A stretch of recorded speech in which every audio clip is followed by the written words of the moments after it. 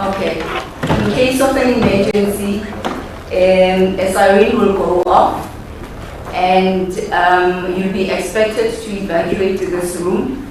We've got 2 doors at the back where we can exit this boardroom. And please don't panic and use the stairs. Please don't use the lifts. And you will proceed as you came through, depending on where is the incident. However, you can either turn left or right, and go down the stairs, or go right, left, and you would follow the, there will be people that will be directing you towards the point where we will be gathering. Please, as I said, that don't use the lifts, please use the stairs, and don't panic. There will be people, safety officials that will be taking you through and showing you or guiding you where to go. I know that you've got equipment inside. I guess your lives comes first, and it's more important than equipment. Please don't try to save your equipment before you can save your lives. So today we meet again as Eskom to take you through our State of the System address. Please, you are welcome. And let me start by actually welcoming the media houses that have joined us today in the house, and those that have joined virtually, and also welcome the public that has, or public members that have tuned in today to listen to our State of the System address. My name is Daphne Mukwena. I'm the Eskom spokesperson, and I'll be taking, or I'll be your moderator for the day or for the event. I'm joined here by the Eskom panelist. On my left is Mr. Mteto Nyati, the chairman of our board. Next to him is Mr. Dan Marokani, the Eskom Group Chief Executive that you've been all waiting for. Next to him is Mr. Begin Numalo, our Group Executive in Generation. And next to him is Mr. Monde Bala, our Group Executive in Distribution. And next to him is our Chief Financial Officer, Mr. Caleb Kasim. So today, as I said, that we are gathered here to give you, members of the media and the public, our status of the system, as we would like to actually basically tell you what we have done since the last winter, and what we have achieved, and what the outlook of this coming winter would be like and beyond. Our program starts with Mr. Mteto Nyati giving us opening remarks, followed by Mr. Dan Marokani, who will be leading the presentation for today with the EXCO members. And we then have the concluding remarks, and then we have the Q&A, where you will be asking your questions, getting insights and clarity on the presentation, and we'll then close the event. Thereafter, we will have, I know, journalists that have asked for a one-on-one interviews. So we will have interviews as you have requested, except for the interviews with our Group Chief Executive, as we have mentioned on the 1st of March, that we want to give him space to deal with the 3 issues that the board, or tasks that the board has given him. And after the 100th day, today, by the way, it's the 57th day, if I'm not mistaken. So we are almost there, where we will be engaging our chief or our group chief executive. Thank you, and over to you, Dr. Nyati.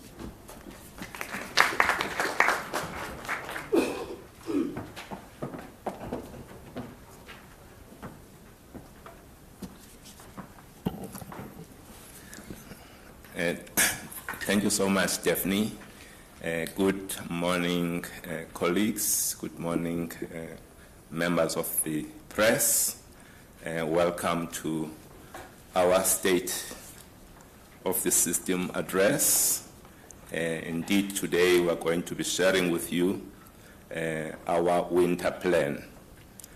Generally, a person like me should not be here as a member of the board. This is the show of management, but they did ask me to come and do opening remarks, largely because they wanted me to focus on giving you a little bit of context that will help position the winter plan that they are going to be taking you through.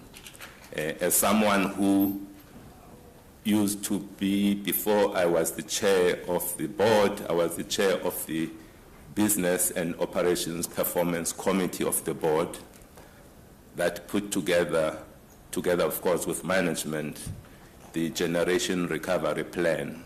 They wanted me to just touch on that before handing over to them. So I will start there. We now, as the board, this board is no longer new, we're 18 months in. We focused on making sure that we are a board that is engaged. So we spent, I think it was like the second week that we were appointed on this board. As this committee of the board, we spent some time. We invited our power station general managers. We invited all of them to come here to Megawatt Park. We engaged with them in terms of the workshop. We did this because we really wanted to understand what the issues were. And we gained a lot of insight out of that piece of, out of that engagement, which has largely informed us how we thought on the way to tackle this challenge that we're facing, the load shedding challenge within South Africa. So out of that, we then, management worked with us, and we ended up having a plan that was approved in March last year. The board approved this plan in March last year. It's called the Generation Recovery Plan. And after that, we then socialized the plan with the key stakeholders of Eskom. Those stakeholders is the different ministries, including the President of South Africa. And when everybody was satisfied, the President subsequently asked us to go and present to his own stakeholders. And those stakeholders being the leaders of the opposition parties. These were the leaders of business, the religious leaders in South Africa, traditional leaders, etc. We had a full 1 week engagement with all of the key stakeholders which the President felt we needed to communicate this plan to. And the key aspect of the plan was that it is a 2-year plan. And that means that from April last year, we felt that it will take us 2 years to be able to be in a position to say that we have effectively addressed the big challenges that are facing our country with regards to electricity. The one thing that I can feed back to you around the engagements that we had with the different stakeholders, that all of them were not happy with the time. Everybody wanted us to come up with a 3-month plan or a 2-week plan. Unfortunately, we were very clear that this is a massive task. It's going to require 2 years for us to address it. And they don't have to wait, the country does not have to wait until the end of the 2 years in order for the country to feel the impact of the plan. As we go along, people are going to start to see the difference. So we are now 1 year into that plan. As we had indicated at the time that by the beginning of April in 2024, what people of South Africa are going to be experiencing, they are going to be experiencing EAF of around 65%. Energy availability factor. We did not meet that. We're currently sitting with an EAF right now of 61%, which is slightly less than what we had targeted. But of course, you can see at that levels, this is where we are now. What we are seeing is in line, very much in line with what we thought we would be experiencing at this time. One of the key aspects of that plan was to make sure that first we take care of the key power stations that were doing well, make sure that we maintain those plans, those power stations, they don't deteriorate. The second aspect of the plan was to look at the power stations that were contributing 80% of the problems and focus on those power stations by making sure that we do proper maintenance on them so that we can get them to a level where they are reliable. And there was a very, very strong focus, and that focus was led by, again, one of the key decisions that the board made is that we need to have a leader of generation that has a deep understanding of the environment.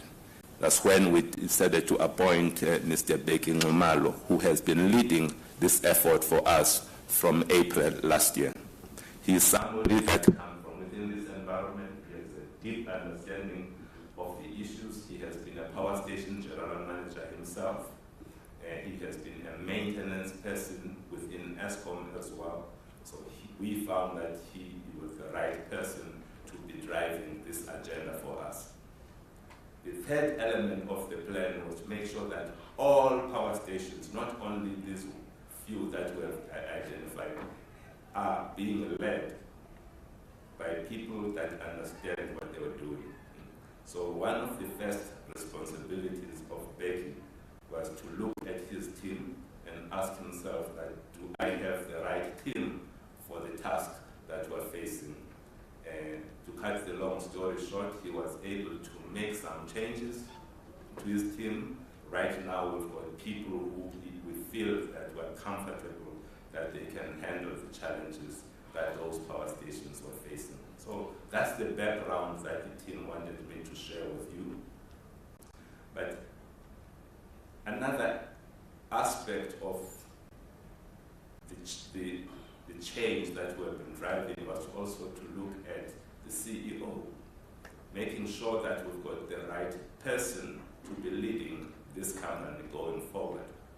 And of course, we did that. It took a long time, but we are very, very happy to have Dan, who decided to raise his hand and decided to come back here home. Dan was significant, by far, was the best candidate that we had.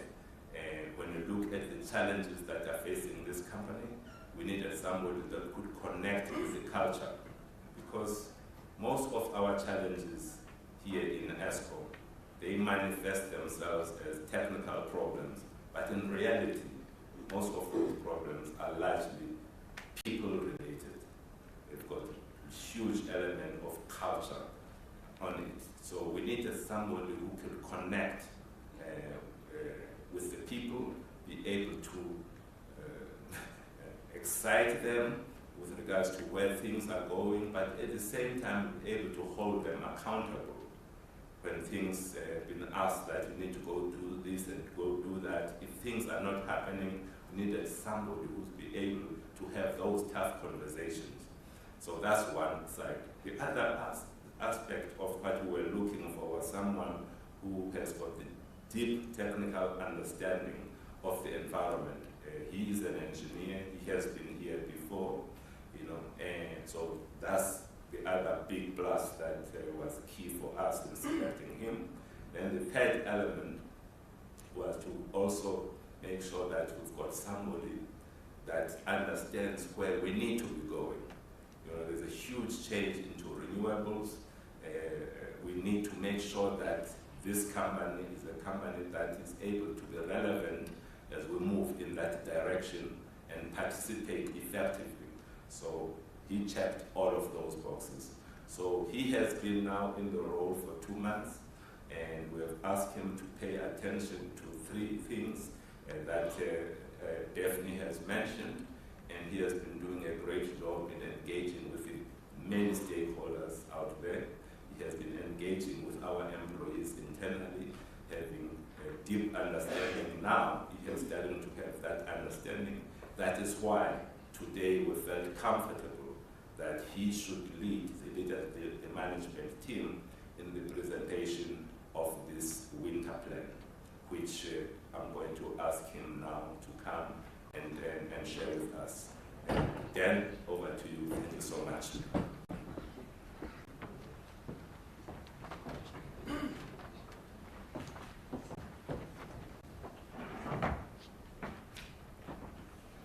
Good morning. Good afternoon. Silent room. Thank you very much, colleagues on the podium with me. This morning we had a briefing with all our senior executives across the business. Many were here in person. Some joined us remotely. We took a moment to reflect on the milestone that was achieved by the business last night. We reached 30 days without load shedding, a feature that in the past was a non-event, but for us, given the past 2 years' experience, this has been a very good moment to reflect on. And the reason why we did that is because we now can begin to role model what good looks like. We're not there yet for our staff and for them to actually yearn for more in terms of repeating the experiences of the last 30 days. We recognize that what really transpired here is a culmination of interventions started a year ago, and to an extent we wanted to make sure that that moment does not go unnoticed. It is important that we build on it, that the confidence of our teams increases from that perspective, and in that way we can move towards doing this as a daily routine. So let me take you through the state of the system update for winter 2024. Both Becky and Monde will also join me. Komoto, who runs our transmission business, is out of the country on business, but we have all aspects of it covered. Just as a starting point, and to make sure that there's no ambiguity in terms of the key messages that we want to leave you with, I thought it prudent that we really state up front some of the key takeaways that you need to note from this conversation this morning. The first one is that when you look back at the winter 2023 system address and the actual performance, we stayed within the frequency range as anticipated or as forecasted at the time, and we have stayed within stages 2 and 4 most of the time, with an occasional touching point at stage 6 through that. And you will see why I'm building up the story this way as we go through the presentations that the slides here after. The second point is, of course, that the chairman has touched on around the generation recovery plan. This plan really gained traction as the winter of last year began. It focused on people, both leadership and our staff's competencies, morale, issues of culture. It focused on plant performance and also process and governance that dealt with how we ran the business. As I said, this process is an internal driven process based on the many reports that we had received, We've included also the recommendations of the VGB report that came later on last year, and Becky will actually show you a history of all of those, how all of those are collated into our execution plan. We do have, of course, support also from the NICOM structures as set up from the government-led process in there. When we take you through to the next slides, you will see that between April 2023 last year and March this year, the reliability of our power plants has improved. And this is as we continue with the execution of the generation recovery plan. Two key KPIs there, year-on-year improvement in terms of unplanned losses at 9%, and also the decline in the number of unit trips, just under 20%. The latter is very important because it deals with the reliability of the fleet once it is out of maintenance. And it is this component that will get a lot of attention as we proceed beyond just the addition of capacity to our fleet.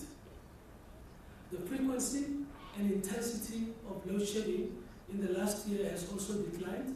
We'll be able to show you the graphs that show that, which will explain to you why performances as seen over the last 30 days will be anticipated. We're not out of the woods yet, but it is a trend that is encouraging given the investment that has gone into the generation recovery plan. For winter 2024, which is the point that we are here about, the likely scenario from our assumptions is that load shedding will be maintained within stage 2 at most. In the extreme case where the unreliability increases, that component may go occasionally stage 5, but we really think that on the basis of what we see, the performance of the fleet, load shedding will stay within stage 2 from a planning perspective. This is on the back of a decrease in terms of the baseline unreliability capacity reduction of 1,000 megawatts, which is what we use for our baseline assumptions there. Over the winter period, work continues, and we are targeting to reduce the unplanned losses by a further 1.7 gigawatts. This will be made up of 1.3 gigawatts from partial load loss reduction that Becky is driving with the team, but also Wanda will also show you how the demand side management initiatives are also underway. I just want to remind all of us that the ability to beat load shedding this winter still depends on our collective collaboration. And to this extent, we'll be launching the energy saving campaign in the month of May, asking all of us to play a part in this regard. So how have we set up our outlook briefing this morning? We will recap on the winter 2023 outlook performance. We'll now set the context for the winter 2024 outlook that gives you some of the key drivers of the performance that we anticipate. And Becky will delve into the final details of what work is really being done in tackling unreliability of the units as we proceed. As the chairman indicated, we are in the middle of the journey that we had set out since last March. Last year we showed you this picture that indicated load shedding forecasting ranges. The base case based on 15,000 megawatts of UCLF and ranging up to 18,000 megawatts. We stayed within the base case in the 1.5 gigawatt stage, and in the process managed to stay within stage 2 and 4 as indicated, with occasional stage 6 load shedding. The actual load losses averaged about 16.5 gigawatts. And what is really changing as we go into this season's forecast is that the base level for UCLF number as we go through is lower by 1,000. And when you understand the capacity that we have, it does not look as a big number, but when you actually understand the implications in terms of the levels of load shedding, to be able to bank that capacity is an important aspect. And how did we get there? When you look at the time period between the last winter and now, you can actually see on this trend the reduction in the unplanned losses, a 9% drop as I indicated. It is mostly coming from the priority stations that were targeted as focal points. We also have the benefit of the earlier return of the 4 possible units that were out. And as we speak, the losses are averaging around 14.2. Our focus and target in the coming financial year, or the financial year that we are in, is to keep this below gigawatts. This is where the first capacity release is really coming from. This slope decline is not as fast as we want to. Our focal point this year is to really deal with 6 or 7 key areas that causes unreliability, and once we tackle them, we should be able to see ourselves comfortably at lower levels than this. The second point that I want to also share with you from last year's performance to date is the continuing decline in terms of the frequency and intensity of load shedding. And from this graphical depiction, you can actually see that starting with stage 6 in black, stage 5 in red, stage 4 brown, you can actually see the phasing off of this from left to right, April 23 through to March 2024, dominated by mostly stages 2 and 3 and 1, and no load shedding to date when it comes to the April month. Again, the return of the capacity that we've spoken about, the decrease in the unreliability of our fleet is contributing towards the performance that you're actually observing. I think I need to go back to the first point that I probably didn't spend time on with regards to the 30 days of consecutive low load shedding. This was achieved with the diesel spend being 50% of the budget. A budget that is actually half of what was there previously. So when Betty shows you the build-up of the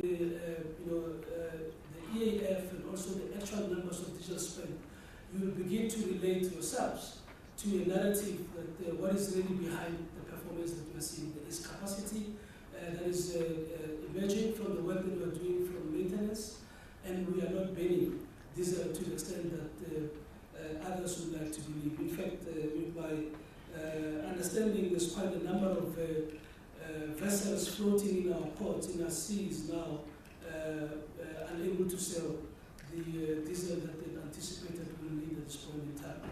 So for winter 2024, as I indicated, we anticipate to maintain load shedding within stage 2. This is premised on the 14,000 megawatt of unplanned outages. We are doing a lot of work and focusing on that one aspect. To date, in the April month, because this forecast we really began with at the beginning of April, we've seen good progress that is really moving us from the most likely scenario, that is moving us towards the base case where we have, for April, not experienced any load shedding through to date. The plan is to continue to drive our teams to perform at the level that we have experienced thus far, which should, at worst, place us in the middle of the forecast window that we see through that part.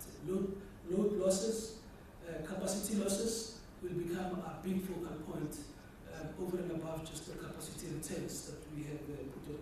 I'll pause here and allow Betty to come and unpack some of the activities that we're doing within the generation recovery plan itself, and Mondo will follow you with the details from TSA. Thank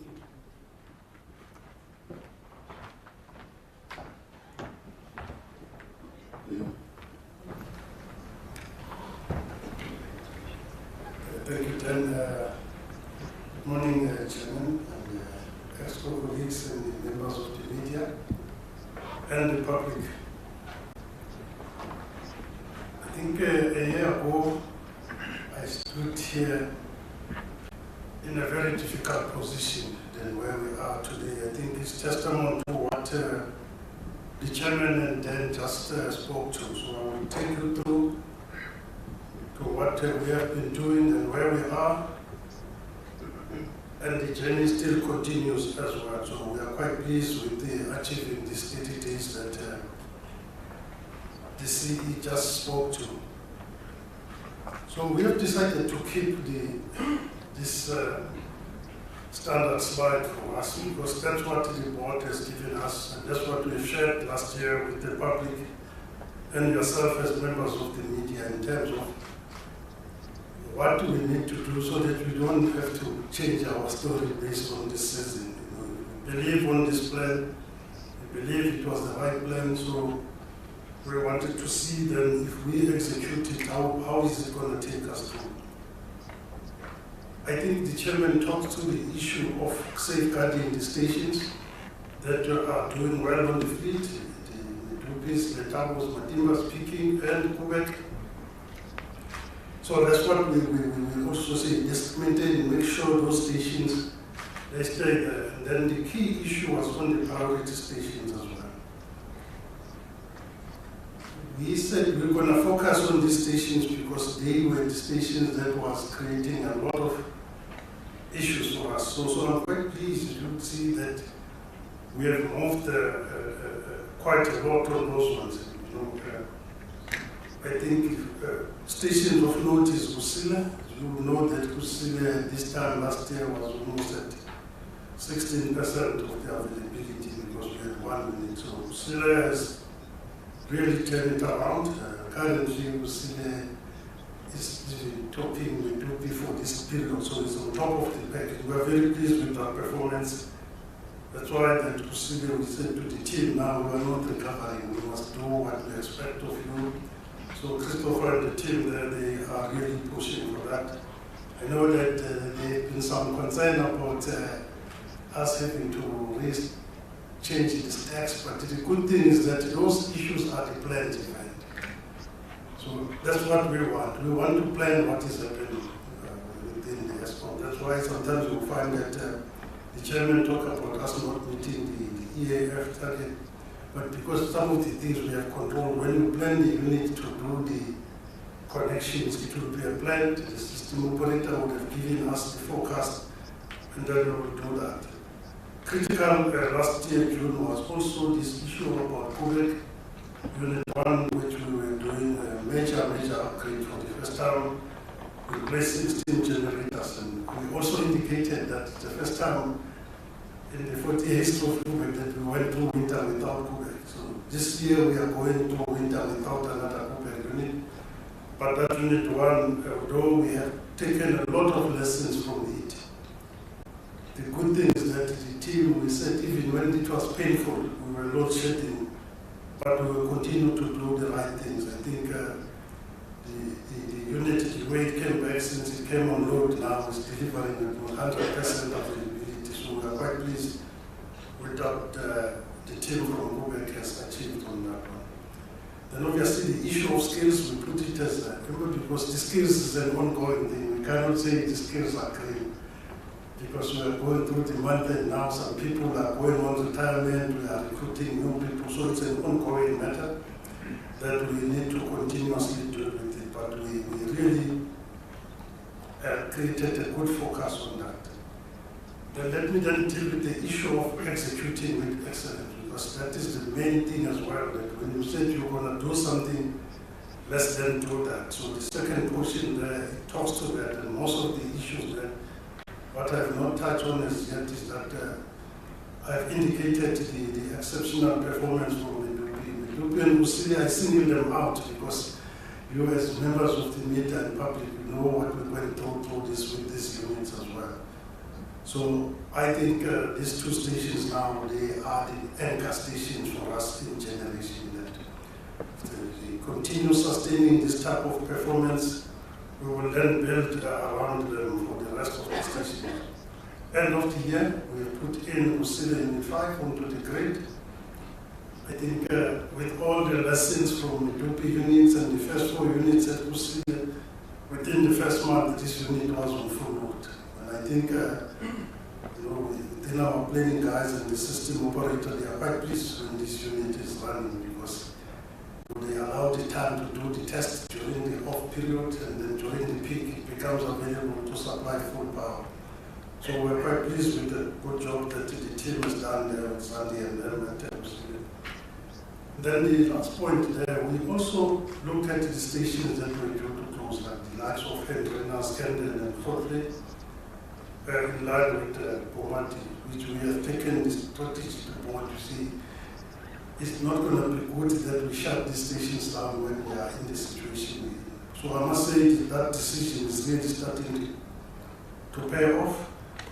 As we speak now, Hendrina is running 5 out of 6 units. Fortley doing exceptionally well as well, so as Scandal. So that is all what we are looking for from those stations, and we are quite pleased with what the team is doing there. I think this 65% beginning of the month that we touched on that one as well. One of the things that we did, because EAF is a function, sometimes we took it off as something that we need to look at. EAF is a function of the unavailability plus the PCLF. Our PCLF, if you look at how we pitch it in December, intentionally so that we prepare ourselves for this period. And then obviously now the machines are starting to come back. We are busy with the commissioning phase. So commissioning is like some of these units, when we've done major overhaul, it's like we're commissioning them from start as well, especially on the turbines and generators. So we need to go through the full spectrum. So as the machines are coming back, we are starting to see those benefits. Then the last point, the third point there, where we say we're going to say we are more comfortable now, is that while we are talking winter now, but we are keeping the eye as well to say we need to start preparing for the next summer as well from now.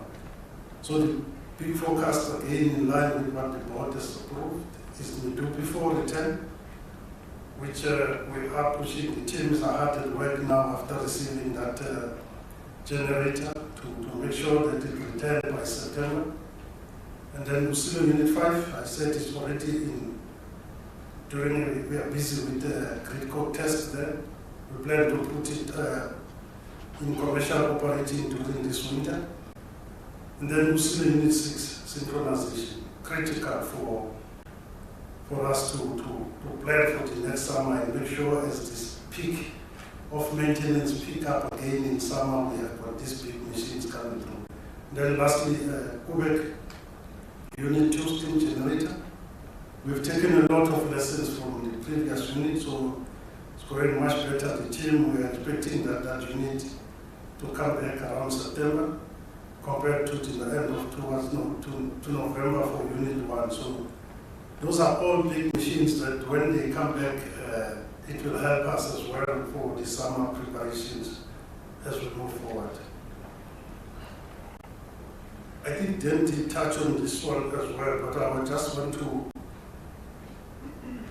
do the comparisons as well in the common base so that at least, because there has been a lot of issues to see without load shedding, there might be over usage of diesel and all of that. You will see that if you take last year and this year, where we are with the diesel, there is numbers of the rent values there written in blue, and then also what the EAF has been doing for the rest of the year, and then the chairman did touch on it because we monitor this week on week, that this week we have hit above 61%.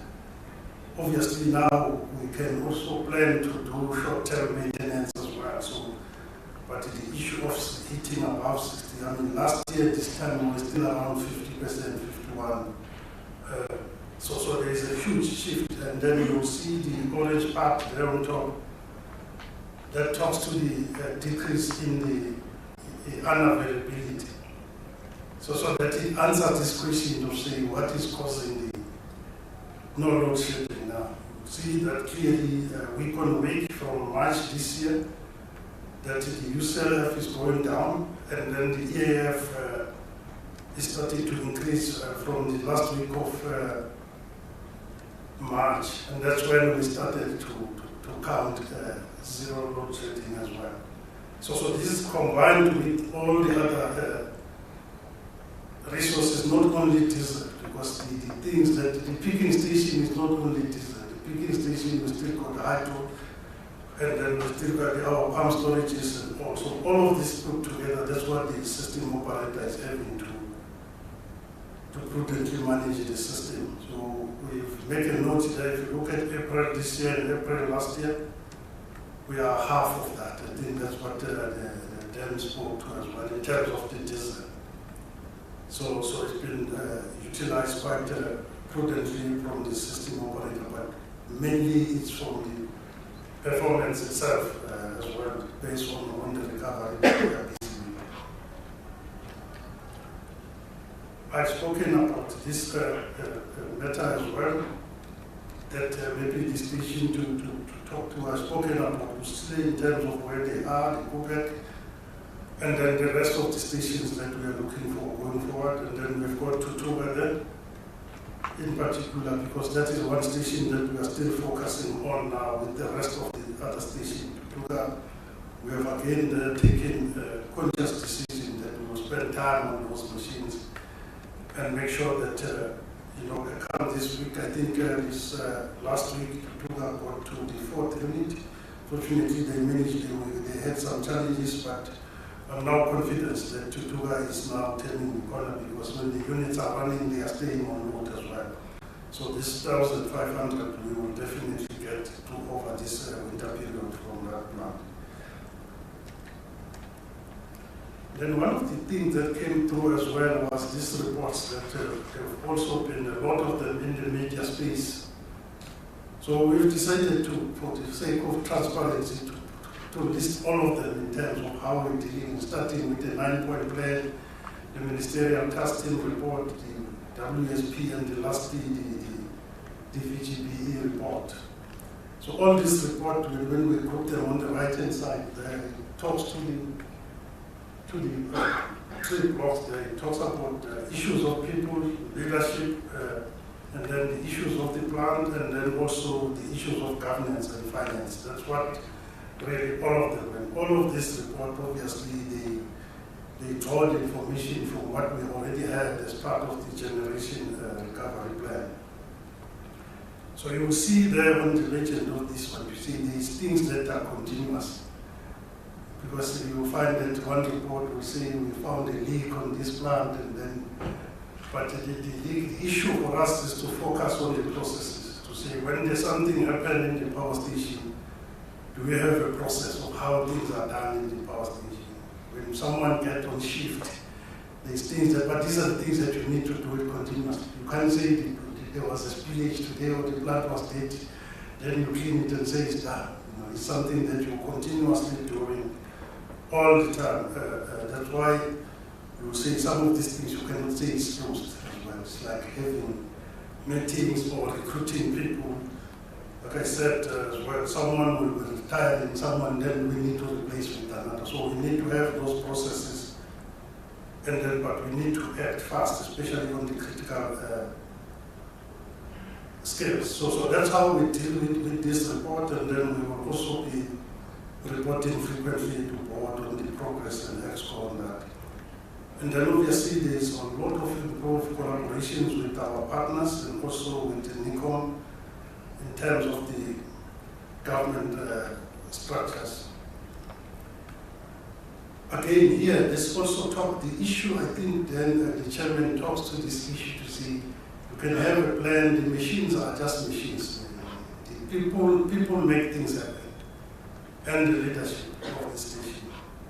So for us, the stability of power station management was critical, and that's one thing that we make sure that you can't have a power station manager for 4 months, 6 months, and then you move, because that time the person still need to establish themselves. So we've got a team now that has been on position for years. Luckily, we also managed to draw our experienced staff to these positions, and then they need to do the same in terms of recruitment, because it's going to be the people that are going to make sure that whatever is put in place is changes. The issues of vacancies, we prioritize those critical ones as well. And then the issue of maintenance. Again, then, we also needed to make some key decisions as well. Firstly, within our own staff, to see some of the plant areas need to be maintained by our own staff. Because maintenance is something that you need a history. You can't have the contractors that comes 3 years, then the next 3 years is someone else, then you lose the history on maintenance. So some of the key plant, we will then make sure that those resources are done within this tenure. Then lastly, the support from everyone. I think firstly within the Eskom, the board, government, and all other Eskomites, because this, I think we have received massive support as generation from all our divisions, be it security divisions, procurement, HR, finance. I think everyone played a role for us to get to this, because without finance we wouldn't have planned ahead and then without proactive procurement as well. So we really make sure that all the divisions within Eskom were all put together to where we are. We are not yet where we want to be. Still a lot of work to be done, but it's that issue that I spoke about. And we know the rhythm, we know what we need to do. Things will fail, but let's make sure that we know the process that we follow to deal with them as they happen. So yeah, then I will hold here and pass it to my colleagues, Mr. Rana.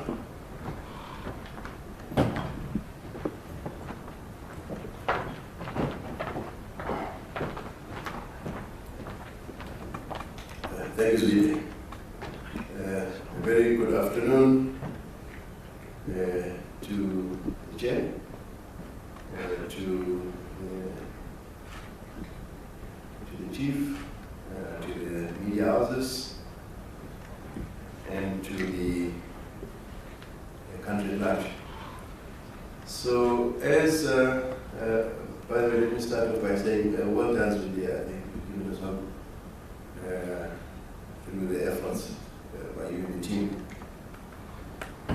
So as the colleagues in the generation space are hard at work, trying to make sure that they not only get back the units back onto the system, but that they stay on, and that we enjoy the last 30 days as we have as a country. Equally, on the demand side, we need to also do our bit to ensure that collectively, as South Africans, we come together to solve this problem, because it is our problem to solve. So on the demand side, what has happened?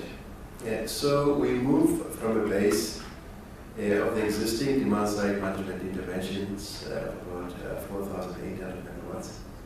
So we have assigned ourselves a task of getting to an additional 382 megawatts as in preparation for the winter of 2024. So how do we get to this 382 megawatts? We've got 191 megawatts of the supplemental demand response.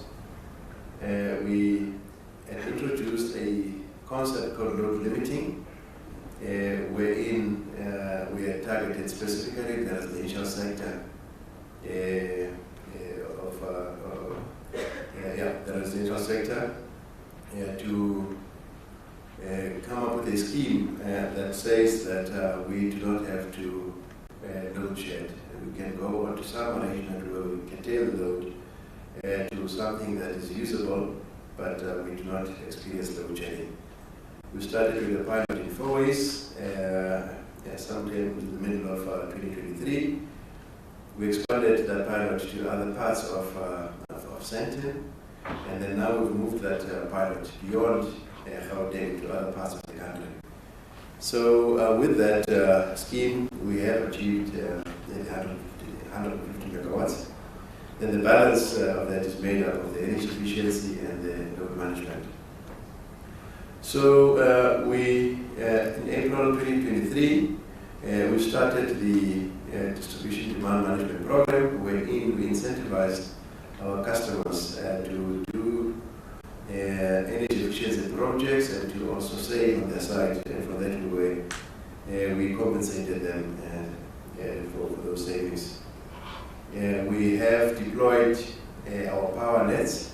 We have gone out in social media to sensitize the country about the responsible use of electricity, use only what you need, and for all of us to get together. In addition, we do know that with the winter coming, with the temperatures creeping up, the residential sector in the main, we expect in our experience there is a surge in the demand in the residential sector because of space heating and the likes. So with that, in specific areas, we experience a lot of transformer failures due to overloading. So we have been working quite hard to work through this list of transformers that have failed. We are working with municipalities to assist where we can to deal with matters when there is no electricity due to infrastructure damage. Other additional interventions that we're working on, we are incentivizing our embedded generators. These are small-scale embedded generators to export the excess energy to the grid with our net billing framework, and we're currently working with the regulator on the feed-in tariff. We're actively out there talking to our customers to register their installations. So far, we have registered 429 systems, totaling a capacity of 254 megawatts. Again, it's quite substantial, and every megawatt counts. We have commissioned the first of our battery energy storage to utility scale. This was in Hex in the Worcester, and we'll be commissioning the next two in Pongola and Yellowskop in KwaZulu-Natal. We've got others that are still in construction, and then the last two remaining are in the procurement phase. So we are quite confident that when we have these things on the system, that we will be sparing no effort in making sure that we mitigate against load shedding. We have successfully deployed our microgrid technologies. This is one aspect where we feel quite proud. It was a research project that quickly moved to production, and now it's on full-scale rollout. So through our research facility, led by Prudence Madiba, we are in a position whereby we're saying we're putting these things into operation. We have successfully deployed these units in 2023, and we're continuing to do so. So in 2023, we commissioned 20 of these microgrids, and in the year 2024, 2025, we are looking at adding an additional 33 of those units. And those are visuals you're seeing there with the Eskom executive team. Framework with additional products. This in the main one is the virtual bidding, which we have been in talks with one of our major customers. And then lastly on the portfolio bidding that we are putting together, mainly to us, the private IPPs. We have gone out to market with our standard offer package, and so far we have got 16 projects that are in pipeline, totaling 66 megawatts. Again, every megawatt counts. And then lastly, we have come up with the concept of community cooperatives, wherein we collaborate with communities to make sure that from their point of view, they do all they can to also assist in this challenged situation. So you may have heard of a place called Clarence in the Free State, wherein we started engaging with the community. They came to us, and through our engagements, we managed to come up with a scheme that would ensure that they do not have to suffer load shedding stages 1 to 4. So it is a scheme that we are currently rolling out throughout the country, and yes, we are in talks with some of the large metros to see how best they can also benefit from the scheme. And then lastly, in terms of our preparations for the elections, we have been working with the IEC to make sure that from a planning point of view, we've got adequate plans to enable them to successfully deliver an election. We have put our local structures in place at the provincial level. We are working with them at both the national and at provincial stages. We have signed an MOU with the IEC to make sure that we do our bit. We've got our sites on all the voting stations, and we are quite prepared should our assistance be required during the election. So yeah, I think that is in the main. Let me just conclude by just reiterating what Dan said, that in the month of May, we're targeting the month of May to be the energy saving campaign month. We will be going out there, and please do respond to our messaging and do switch on when you do not need. Just use what you need, and let's put our hands together for this country. Thank you.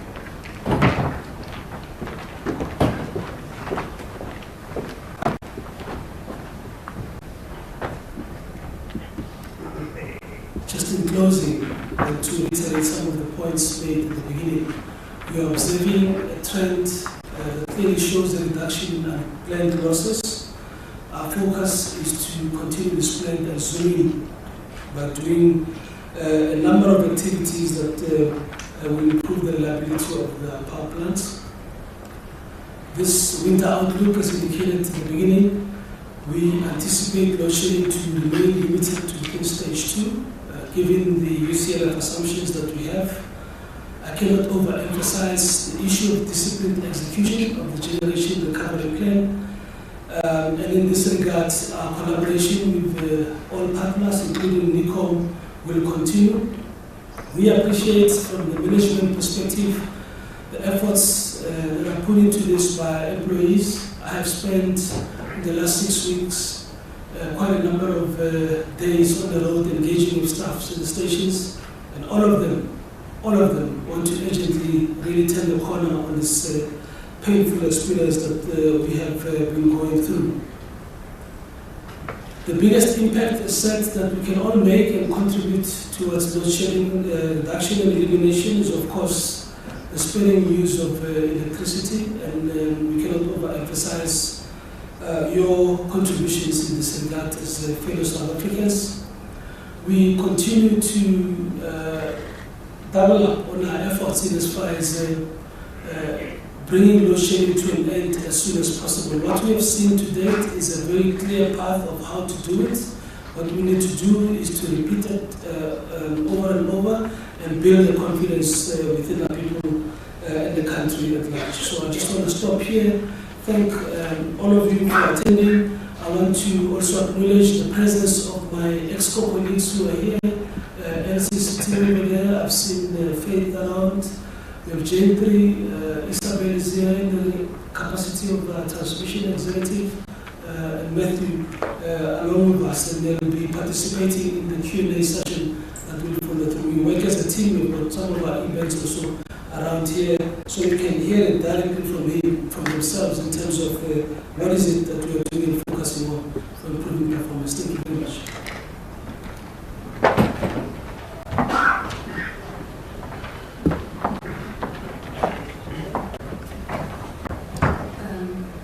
Thank you to the panelists, and thank you to the members of the media and the public for listening to our presentation. I hope it's good news, but it's time for Q&A. Since this is a hybrid session, I think we've got about 104 journalists that have connected virtually. So we will be alternating between the room and those that have connected virtually in terms of questions. All right, but I will start with those that are in the room. We'll take about 5 questions and then move to the virtual questions. And those that have connected virtually, please post your questions on the chat so that we can read them and then the panelists can respond to them. We will try to respond to all the questions. However, those that are not responded to because of time limit, we will be responding to them via our media desk. Thank you. Please, when you raise your hand, please indicate to us your name and the media house that you are representing. Thank you. Can you start with yourself, Katawa, please?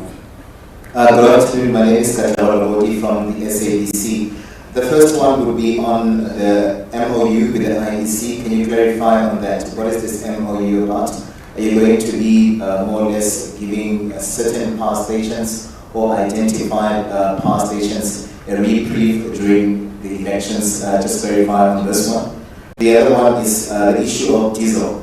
We saw the Minister of Public Enterprises revealing in Parliament the issue of the ramping up of the usage of diesel in the year 2024. He's spoken about it being at about 23 billion rand that has been used so far this year to more or less ensure that there's diesel, and there's been suggestions even from members of Parliament that the ramping up or the heightened usage of the diesel is because of the reprieve that we are facing or we find ourselves in right now in the lead up to the elections, also suggesting that the Eskom is playing in the political space. Can you please clarify on this diesel, the ramping up of the usage of diesel, and also the issue of the elections? I see that MOU. Thank you.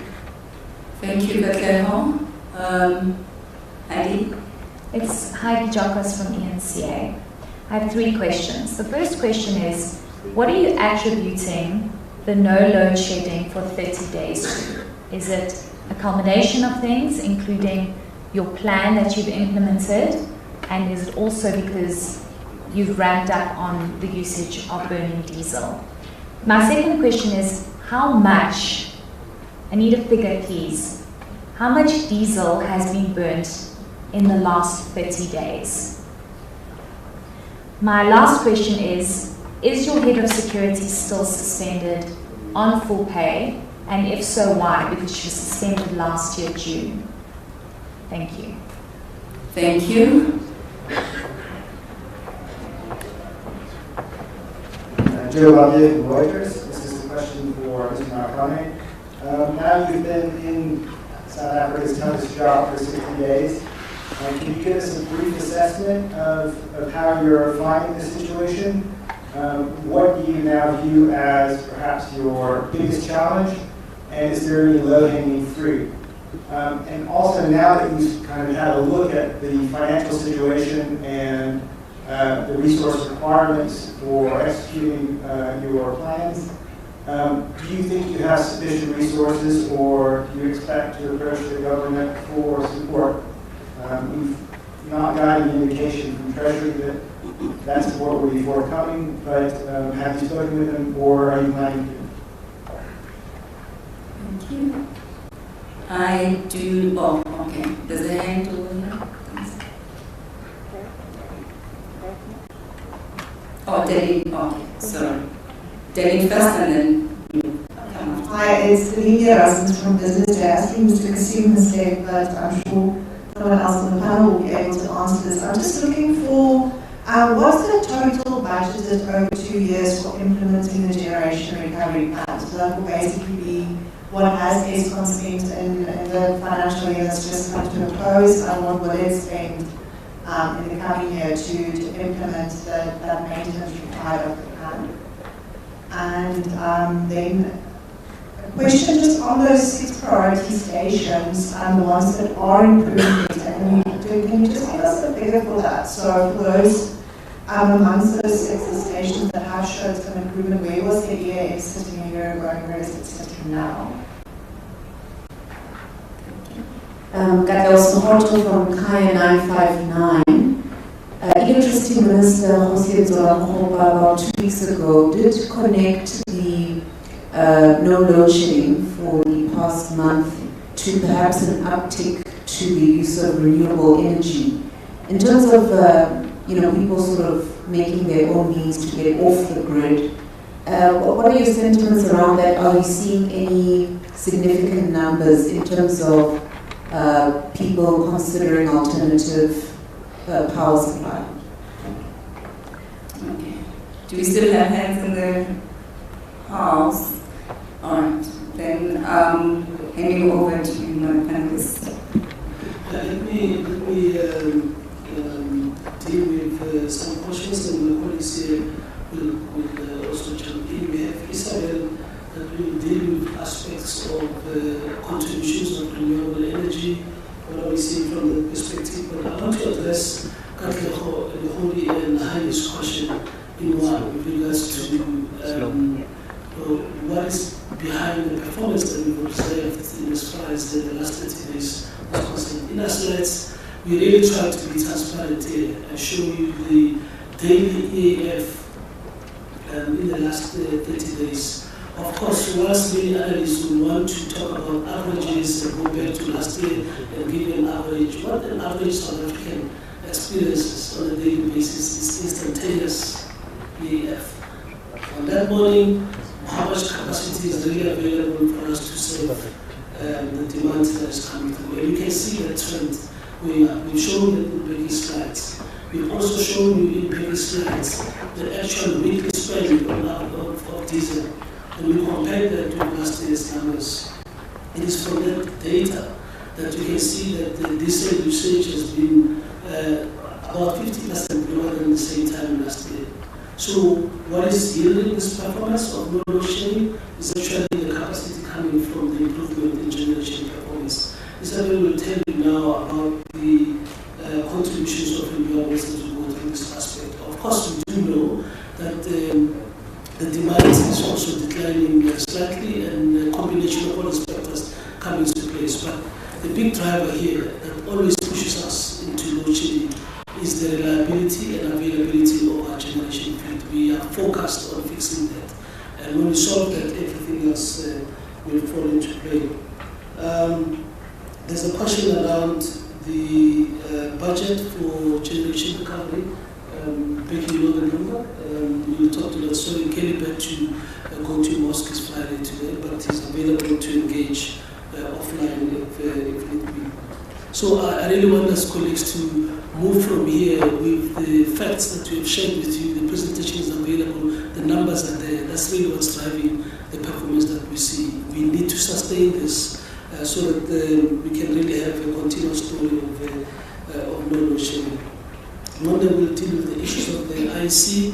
What MOU have we entered in with the IEC? I just want to remind you that it is not unusual that Eskom collaborates on issues of national importance. We do this. We support national issues to actually see to it that they are successful. And in this instance, the IEC program is an important one for our individual rights as citizens. And there's nothing untypical in terms of the kind of collaborations that we'll do in the planning space. It's unrelated to any other thing there. Monda and Becky. Yeah, no, thanks, Dan. I believe you've answered the question. So it is a standard process that we follow when there's going to be any major national event. So we want to make sure that that event goes through as hassle-free as possible. So I would imagine that the IEC has got similar MOUs with other major role players, such as the telcos and the people that provide the data. So the same applies to us. We provide electricity to a large part of the country. So we collaborate with them to make sure that from a planning point of view, from an emergency response point of view, that we've got our ducks in a row. I think that's what responsibility is to. Thanks. Thanks, Monda. Let me deal with the issue of the cost, because especially I will just focus on the capex part of it, because our capex for the maintenance of the fleet is about 11 billion, and then obviously we still got, because the recovery plan, as you've seen it, it includes the projects which is called a global maintenance, like your Quebec, the major refurbishment projects that we are doing across the fleet, and then finishing off Medikusile and Unit 5 and 6. So annual cost on capex is around 30 billion, so that includes all of that, because this recovery is ongoing maintenance plus the new refurbishment project. And then Katlego, you also raised the point about the diesel. You quoted the number of 23 billion from the minister. I think that was referring to the last year's budget. The current month budget is what I've shared now, which is around 1.4 billion as well. So I think the 23 billion you referred to is a diesel for Eskom last year. Obviously, those numbers are not edited, but that's what that number referred to on that. Then obviously, the diesel, in terms of how much was spent, you could check from the cost. If last year was I think we can get the load factors, because we have actually decided on this one to say let's rather use the cost as well, because that's what, if the cost last year was 3 billion, is 1.4 now. So it shows that we are actually much lower on diesel for this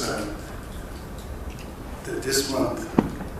And then there was also a question about the situation in terms of resources. I think one of the things I've mentioned there is that finance, we did say that one last year as well, that through the board approval, we were giving money so that these units that are going now on outage, we were able to place those spares contracts in particular for the long duration assets. So we've been given those resources. I think the board gave us for last year. We are seeing now the team for the outages. All of this year we've got those resources.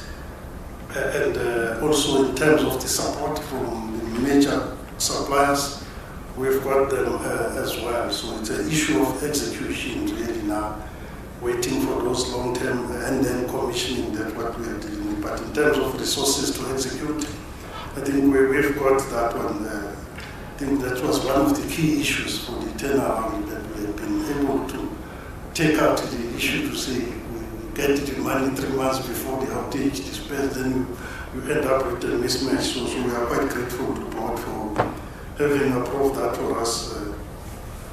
And then they have answered the issue about and then the issue of the performance of the stations. I did talk to it on my presentation there, because the one that was lower as well last year was Kusile at around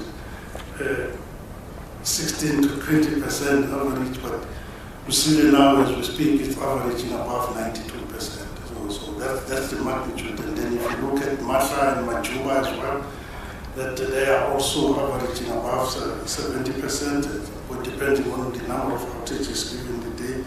The station that I said is still at the lower end is still Tutuga. I did deal with what we are dealing with Tutuga. To say now this month we are expecting them to get to 4 units. And they did indicate that, and then they just went back on because of some of the other challenges they had last week. But other than that, I think I've covered only the one for the renewables. I think on the issue of the budget and availability, the chair is here. The constraint associated with availability of funds has been removed. What we now need to focus on is really preparing for execution of these outages, ensuring that the outage readiness levels are at the appropriate level, both from an Eskom perspective, but also our suppliers. Being indicated we have all the OEMs that we need. They also cannot be frustrated by our late confirmations of work, and therefore they need to be ready themselves, getting the right resources and planning for the execution of work. These are the areas we're going to zoom in as we focus on trying to reduce unreliability in our fleet as we get into the second year of focus on generation recovery. Caleb has rejoined us. Maybe let me ask Sabine to deal with issues relating to the makeup of contribution and what's happening with demand broadly. Thank you, Lynn, and good afternoon, everyone.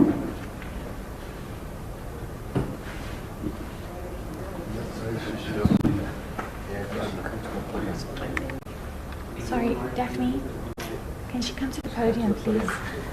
Isabel, you can come forward with. Thank you. In terms of renewable contributions, So we come to the front, Isabel, please. Isabel, you need to come down.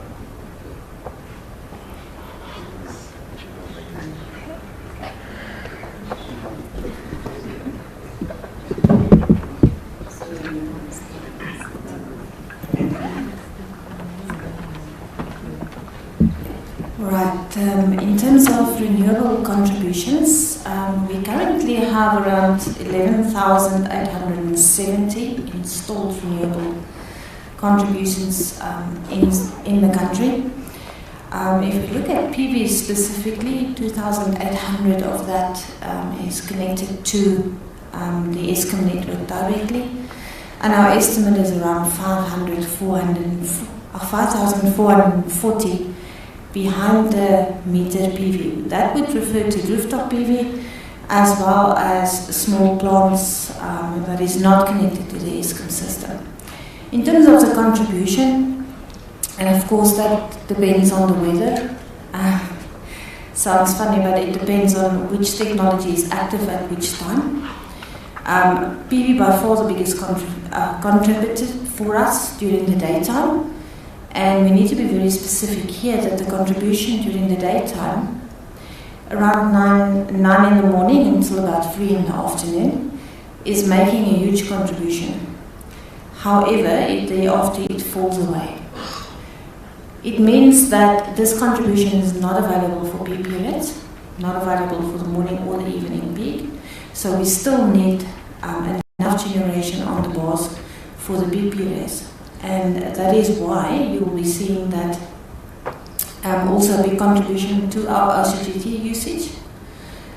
We are able to look at our emergency reserves now. We can pump during the day because we have more power available. So we don't need to do that over the evening and the morning peaks. Also, the usage of the OCGTs is now limited to the peak periods because we have these contributions during the daytime. Unfortunately, when we don't have the sun shining, as we have seen just before this period that we don't have load shedding, we then have to lean back on our emergency resources, and then the picture changes. Thank you.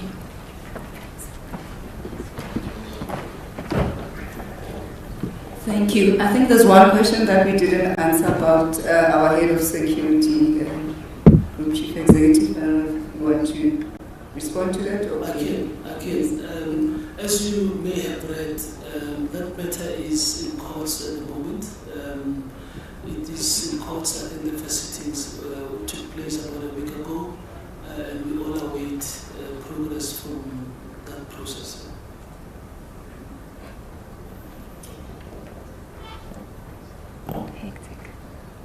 All right. So I'm going to go to the virtual questions now. We've got one from William Horn, Network. And the question is, what's the state of Tutuka Power Station with regards to the EAF, struggles and irregularities? Furthermore, where has the former GM of Tutuka, Silo Mameja, been redeployed to? Third, last, regarding the statements of Eric Shumagan at this week's NECOM briefing, which stated that climate change is rapidly and adversely affecting Eskom's forecasting accuracy. How confident are you in the current forecast? Was the standard deviation observed or assumed in these projections?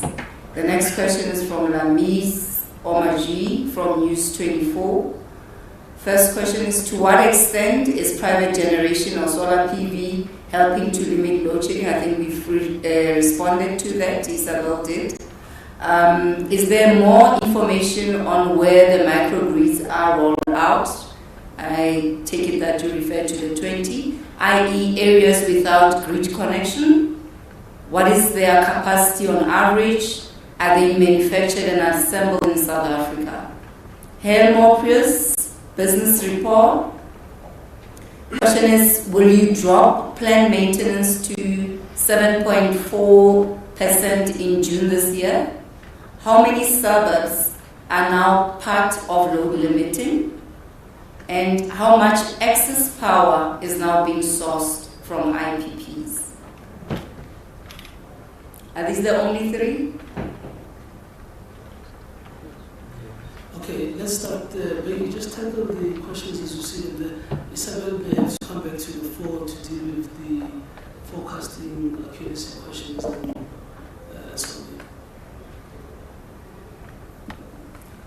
Then from William, I think the Tutuka matter I've dealt with actually in the presentation in terms of where we are, that we are planning to get to 4 units by the end of this, by mid-May. And then the issue about deformity, one of the points we made as well is that we rearrange people based on the challenges of the different stations to ensure that there is experience on that. So the former Tutu AGM is currently within the generation as part of the maintenance team that supported the different sites.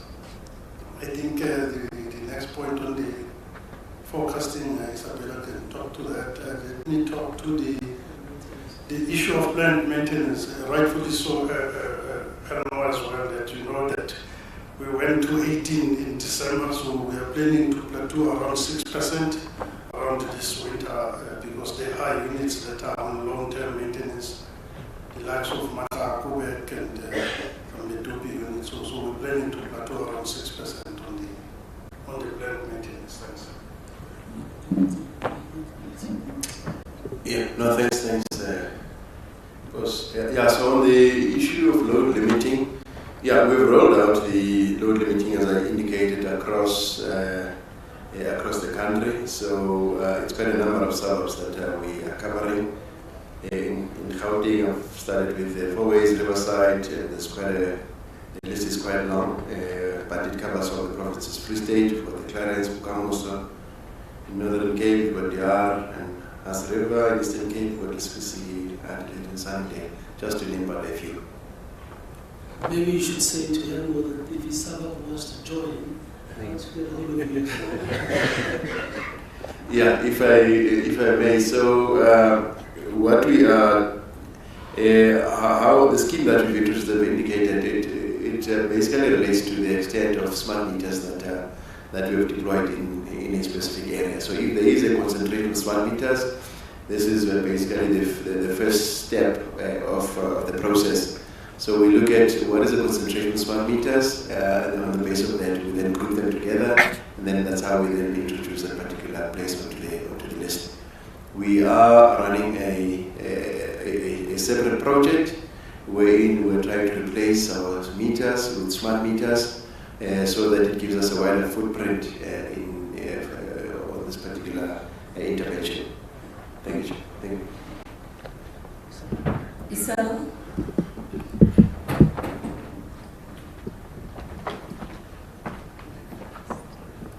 On the forecast, I'm not sure whether you're referring to a longer or a shorter term forecast, but when we look at our demand forecast, we normally work on a shorter term. This enables us to look at the various outages in the generation space.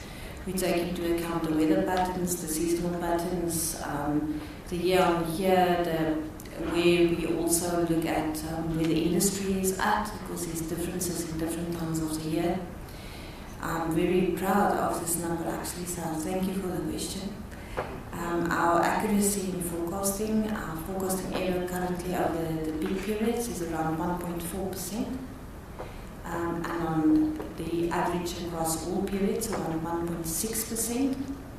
And if any of you are acquainted with those figures, that is absolutely world class. So we're very proud of that. Thank you. Thank you, Isabel. There's two more questions to deal with. The microgrid questions to answer. Thanks, Dan.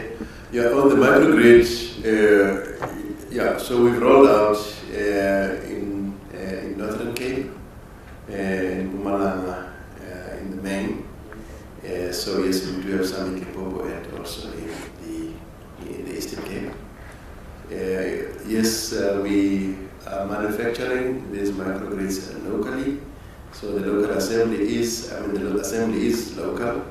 We will shortly be talking about a commanding where we have established this as a site for the manufacturing of these microgrids. So it's all local. Thank you. Definitely. In the first round, there was a question asked by Reuters with regards to low-hanging fruits from my perspective. I think I think the chair may have touched on this area. My focus is really on three key things immediately. The first one is to support the generation recovery plan in terms of intensifying our efforts with regards to tackling load shedding, and that's what I'm really focused on. Of course, the two other key elements, the second one being the progression of the unbundling activities within the business. Those are quite crucial, so that whilst we focus on the immediate and now issues, we also start preparing this business for the changing electricity supply industry as we all understand it, and the role of Eskom itself going forward as to what role will we be playing, what should we be beginning to do within the space, and all of those will unpack later on as we start having conversations about our strategies going on. We have known debt relief interventions from National Treasury that we are aware of. We have to also start looking beyond that period in terms of our own business sustenance. But we'll have conversations and invite you for coffee. And Heidi will be the first. I'm kidding. Okay. Let's continue with questions in the room. If there's any other further questions or follow-ups. Mike, please.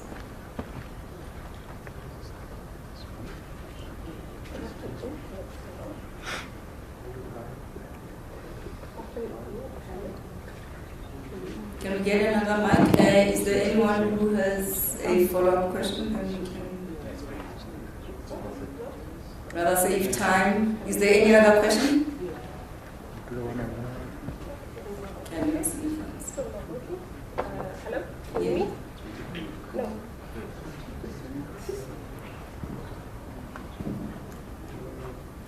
Okay. Papa Gopi also from Reuters. I just want to follow up a bit on what my colleagues have already asked. From your presentation today, it seems that Eskom has made significant progress in the last year on many of the key issues that the business has struggled to turn around for many years before then. So I guess I'm just asking for a little more detail as well on what has changed between the board and the executive committee to get us to this place. I mean, just last year we were talking about corruption, sabotage, budget constraints, security concerns, and so much of that has changed to the point where you're at the EF of 61%. So just a little detail on how that has been able to be achieved this year or the last year. I don't see any yes, Chair. So what has changed? If you look at the board, the approach of the board from the get-go was we need to have a deep understanding of what the issues are in this business. You know, it's one thing to sit on the board and just sit there and not be engaged and not understanding and not also knowing how you should be supporting the management team. So we took the view that we need to have a deep understanding of what is going on. And once we got that, we then distilled into probably about 10 systemic issues that need to be addressed. Cut out all of the noise about many other symptoms, but these were the big things that we had to solve. And we focused on that and assigned responsibility for tackling that. But at the end of the day, the big issue in almost any organization is about leadership. Leadership matters. I'm not talking just at only one level, leadership at multiple levels within the organization. So the decision to take our time to try and understand who is the best person who could be leading generation, given the challenges that generation was facing, was very important. So when we got to a point where we were able to sit down with Becky, who did not want to come back and have the discussion with him and help him understand that he had the right capability and the skills and the experience to tackle this job. And also listening to him, what is it that he needed if he were to take this job for him to be effective? What is it that he needed from the board? Listening to him around that and making sure that we empower him, we give him the things that he needed. That was important, starting from the availability of funding. You can have all of the plans around maintenance, but if you do not have the funds to go and do that, it's going to be a waste of them. So allocating him the necessary resources, financial, human, and otherwise. Him taking the key decision to make sure that he looks at who are the leaders within the different power stations. Are these the right leaders? Are there people who could be moved elsewhere where they could perform better and bring other people who could do better management of the power station? And at the end of the day, when you're talking about leaders, for me, it's like leaders need to lead and managers need to manage. What does that mean? What it means really is that there needs to be discipline. Things need to happen in a particular way. It could start with things like housekeeping. We think that it's a small thing, it's a big thing. It can affect how the power station operates. To things like, are people following the right operating procedures? If there's chaos, everybody's doing their own thing, they're not measuring things, they're not taking the readings, when it causes huge problems. So making sure that we have people who can have those tough conversations with their teams and have those discussions, establish that was key. And that's what Becky did, And yeah, it's largely really about people. That's what I mentioned. These things manifest themselves as technical, when in reality it's just about leadership. And also having a board that is aligned with management. Not having a board that is either disengaged or does not understand where management is going. Our job, we see our job as that one of going to advocate for management. Now we have got things like incentives that were not there before. We've got people who were not having salary increases for years. And we're expecting those people to be performing their best. We had to go and have discussions with people who needed to relax those, making sure that we have people that are motivated. All of that is key to getting to a climate that is a high performance climate.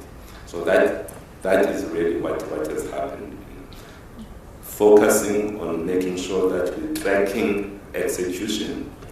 They keep talking about disciplined execution. That discipline comes from having, those regular meetings. We plan to do this by this time. Are we doing it? If not, how can we help?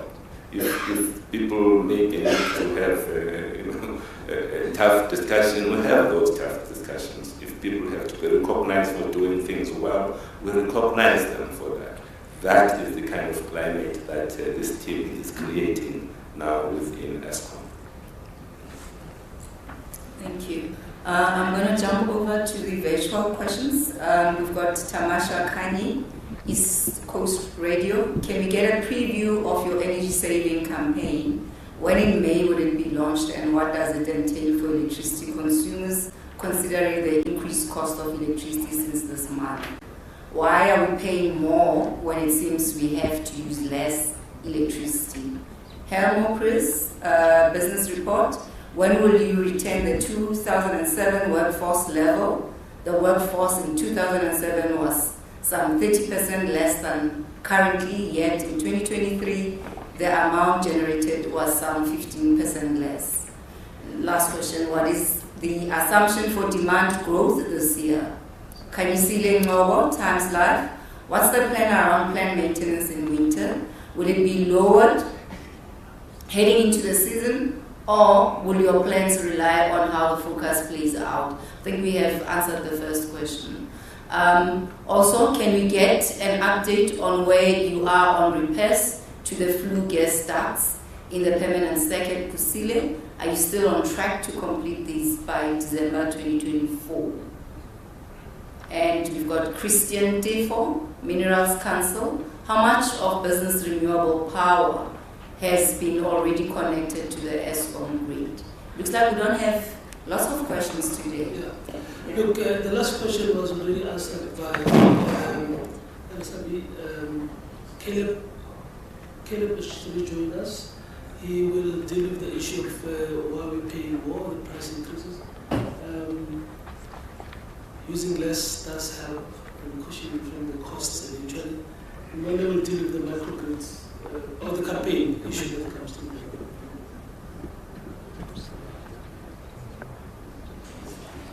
Thanks. So with regard to the question on why we're paying more, and also maybe if I link it to the question around the headcount in 2007, I think you have to look at Eskom from 2007 to where we are now in 2024. There's been a growth in terms of generation capacity on the network side and the transformers, on distribution and transmission. There has been growth in terms of that asset base, etc. And then in 2007, there were no IPPs to deal with as well. So you have to take that element of changing business conditions into account.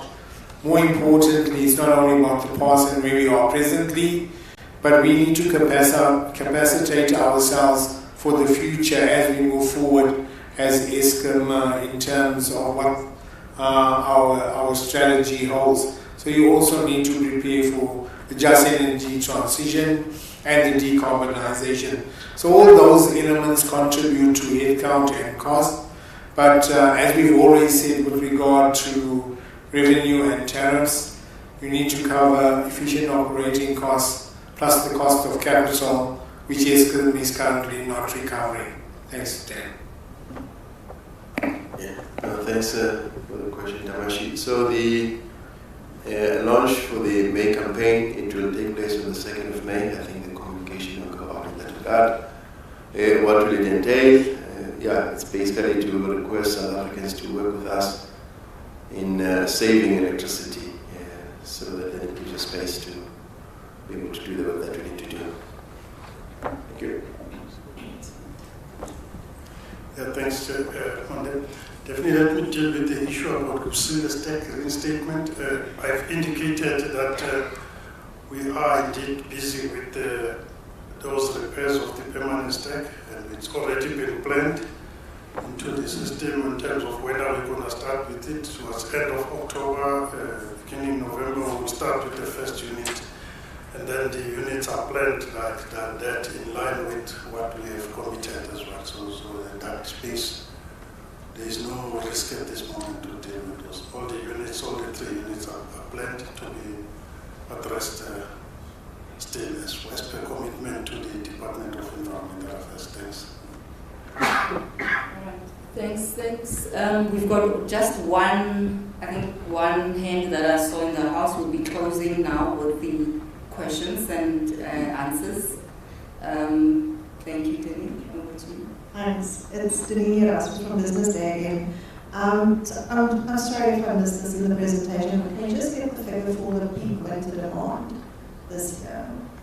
And then one question from Mr. Kasim, and I know your financial year is ended, so this might not be available yet, but do you have any idea about how much electricity sales increased or decreased in the financial year to end March 2024?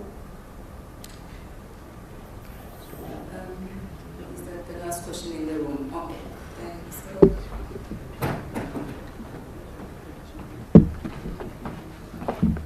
Thank you. I can't answer the sales part, but I can answer the demand part.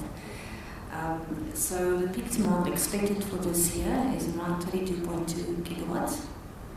I also saw that there was a question around what is the expectation for growth. So that is a 6% reduction in energy demand that we are expecting. However, the peak demand that I just mentioned to you is very much in line with previous year peaks, and we will still match that as well. Thank you.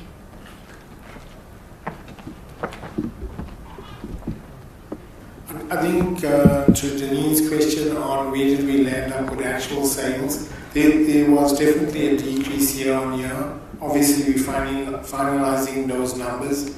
We're expecting it to be in the region between, I think, 2.5% or 3.5%. But once it's finalized, it'll be disclosed in the annual report. All right. Thank you. And that was the last question that we were supposed to answer. And I'll take this moment to thank all the media houses that have attended, whether it's virtually or in the room, this session or this event. And I hope we have shared with you, what the winter would be looking like.